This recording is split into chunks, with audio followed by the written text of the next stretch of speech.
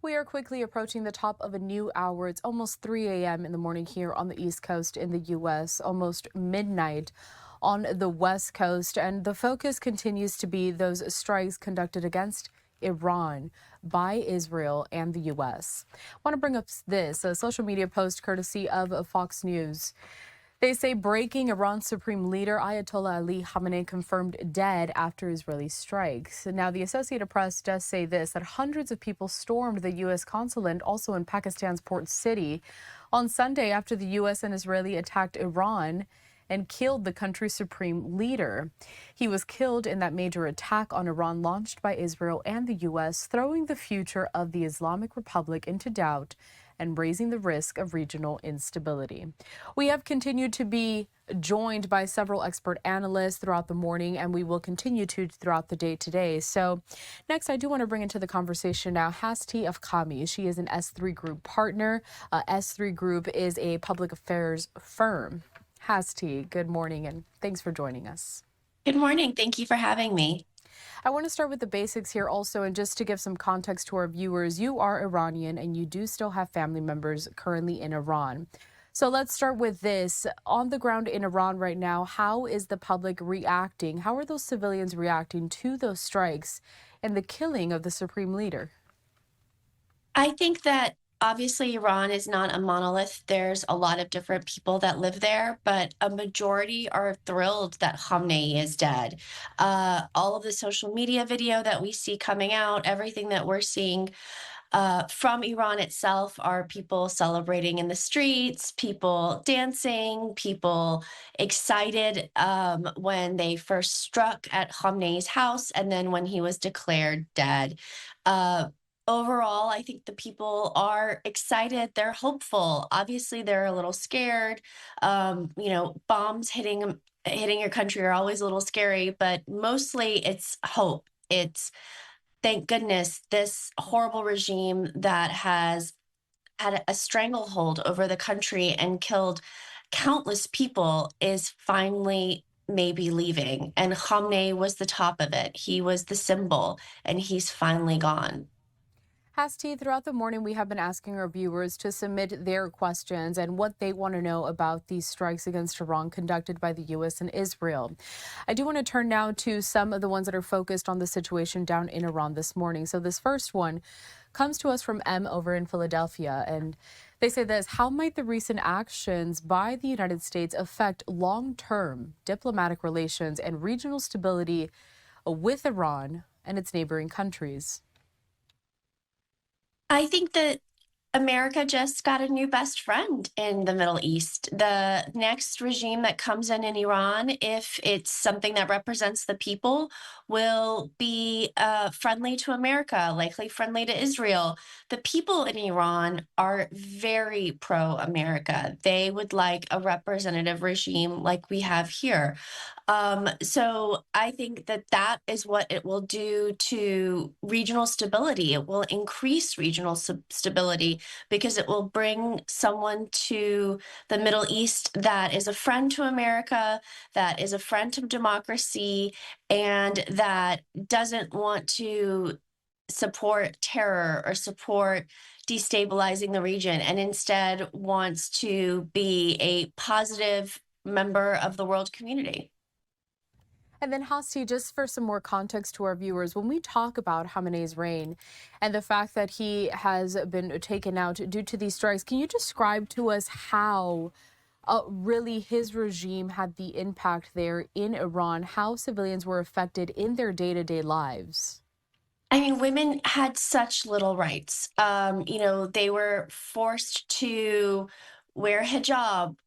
It was compulsory. Whereas before the Islamic Republic, before 1979, women had complete equal rights to men. They had different. It was kind of anti-DEI. They they capped the number of women that were allowed to go to medical school or different graduate school, to ensure that women were kept down. There was no freedom of press, there was no freedom of worship, there was no freedom of speech, there was no rule of law. If you got arrested, it's not that you could call a lawyer and have someone support you or someone help you. You could be in jail forever and never charged with a crime, never seeing a judge. It was Khamenei's rule was a autocratic rule of terror, and people lived in fear all day, every day. And also, there wasn't an ability to grow a business or grow your wealth unless you became a part of the machine's corruption and you were willing to, play by the rules of the Islamic Republic, pay the bribes, do whichever you had to, but there was no way to really make an honest living that grew the way that you might want it to grow within Iran. These live images that I have here on the screen, I just want to let our viewers know these are pro-Iranian protesters gathered in Baghdad after the supreme leader's death once announced. Hastie, let's go back to some more of these viewer questions that were submitted. So this next one I want to bring here onto our screen. This is courtesy of Doug, and he asks this. Since the leader has been taken out, who would now give the orders to attack other regions? So there's an order, and so while we have, I think 3 people have been confirmed or are supposed to have been taken out. Khamenei has been confirmed. 2 others, I believe that the Israeli intelligence has said have been taken out, but haven't been verified by others.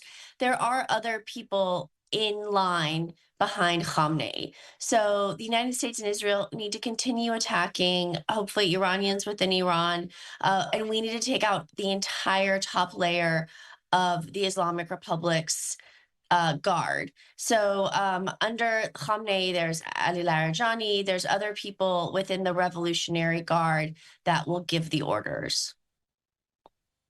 I want to bring us out right now to some more developments, Hastie, before we continue on with our conversation. This is a social media post courtesy of Fox News. It says this: 1 killed as hundreds storm US Consulate in Karachi, that is in Pakistan. And we're just getting some live images here onto our screen.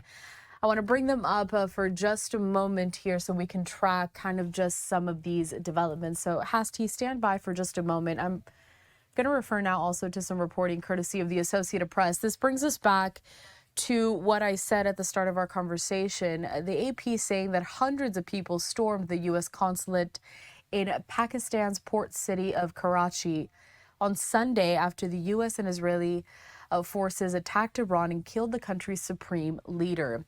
So I want to leave this here. Very compelling images that we're getting. We're seeing some possible protesters being gassed. We're also seeing what could be members of the police force there. They're holding some sort of weapons. I'm going to lift up the audio briefly here to see if we could hear anything.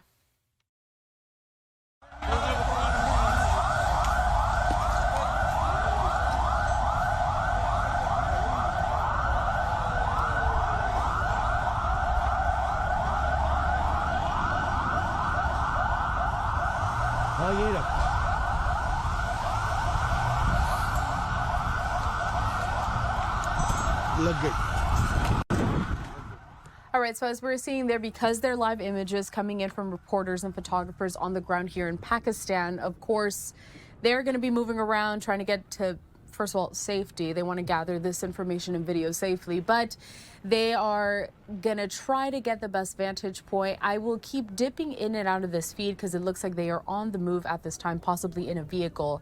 So I'll bring us back out to this in just a moment. Let's head back out to Hastie Afkhami with the S3 group. She has been standing by talking to us about just some more of the reaction that we're getting down on the ground in Iran, also regionally here. Again, this is over in Karachi, Pakistan. So Hastie, as you're seeing these images, and I'm going to pull away from them for just a second, just until the photographer gets situated, let's talk about some more of this reaction, as I've been saying. So that is over in Pakistan, but obviously civilians in several other Middle Eastern countries and all over the world, they are also reacting to this latest news. What have we seen from some of those neighboring countries surrounding Iran and in the Middle East? How are civilians demonstrating there, for example? Have we seen any protests happening? From the Iranian American standpoint, all around the world, all we're seeing are Iranians in Europe, Iranians in America, Iranians around the world.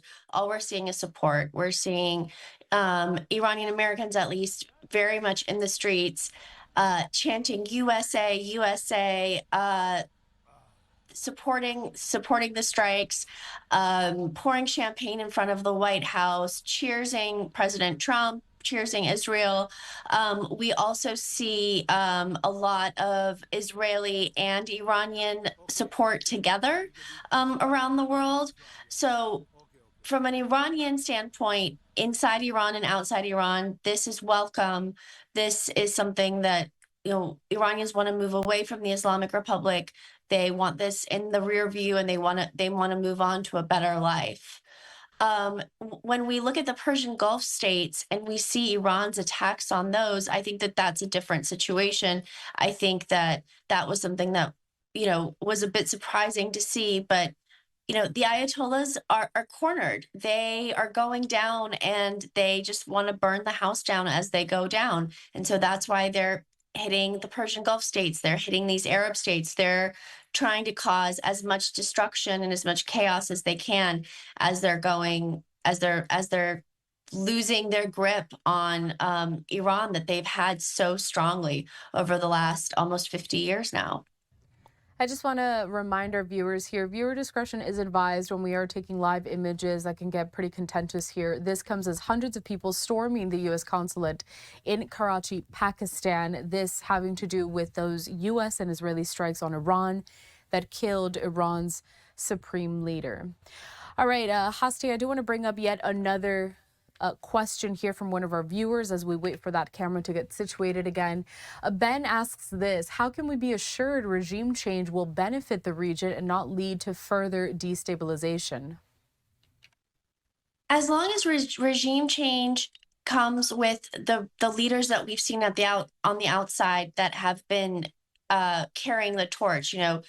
Crown Prince Reza Pahlavi has been the person that's really has the largest voice and the largest following, and he wants to bring a democratically elected government to Iran.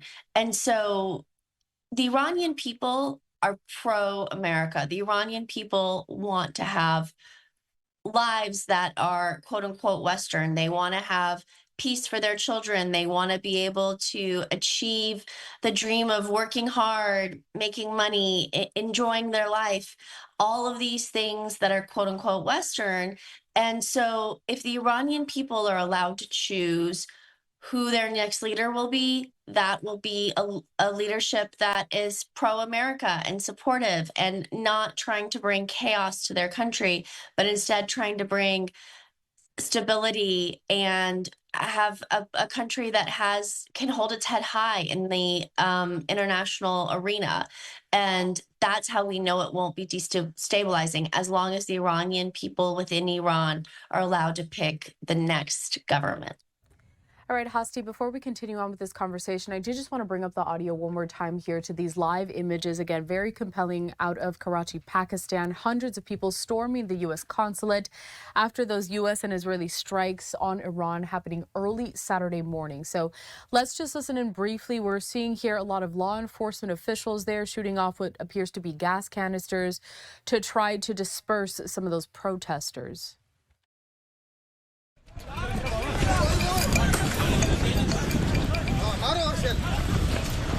Shelling to law.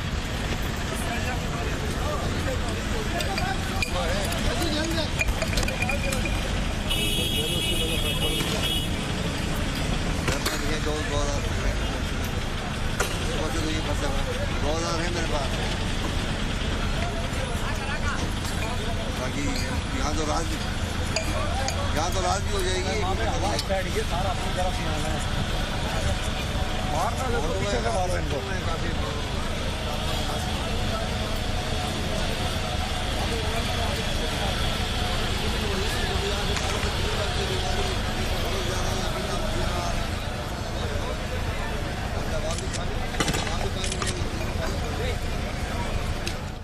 All right, so just wanted to lift up the audio there briefly. It seems that I mean, the situation is still ongoing here, so we're just going to stay on this live image. We do have Hastie of Afkhami there with the S3 group. She has been here to offer some perspective on the reaction down there in Iran and really how the civilian population is expected to be impacted by this latest development there in the Middle East. Hastie, moving on, because throughout the last several weeks, we've also been monitoring those protests that have been happening by the Iranian people. It was pretty much one of the catalysts that led us to this moment that we're talking about today. Something that was affecting a lot of the civilians in Iran was this internet blackout and this media blackout, where they could not get the information out to the wider world, and they were also limited in the scope of information that they were able to receive. Now, President Trump had issued a video statement early on Saturday, talking to the Iranian civilian population and letting them know that the U.S. was backing them up in their efforts to pick who is going to govern Iran. What do we know about the access that they have to those responses from the wider world? Are they still limited in that scope? They are limited. The internet comes and goes. The Islamic Republic shut down the internet completely during the protest earlier because they wanted to stop the flow of information in and out. You just have to think about a government that wants its people to not hear from the outside world and doesn't want the outside world to hear from its people. And that tells you everything you need to know about that regime. The internet was also shut down again yesterday. It's come in and out in spurts, but I think that most people within Iran have heard of Trump's message. There was a way where the Americans were able to hack into a prayer app or something along these lines, and share information with Iran. So there's different ways to get in. Also, people who have Starlink within Iran obviously have access to the internet, and it's coming and going. But Iranians are trying to get as much information as possible. They're sharing as much information as possible. They're trying to communicate with their family outside of Iran. So this is something that's continuous and attempting to happen. And hopefully, once the regime has fallen for good, Iran will have continuous access to the internet. All right, Hastie of Afkhami, an S3 Group partner, which is a public affairs firm. We appreciate your time here at LiveNOW from Fox. We're going to let you go at this moment. We're going to focus here on these live images we're getting out of Pakistan, but we'll be in touch. Of course, this story, we're following it very closely, and of course, we look forward to checking in with you as we get some more developments from down there in Iran. You take care. Thank you for having me.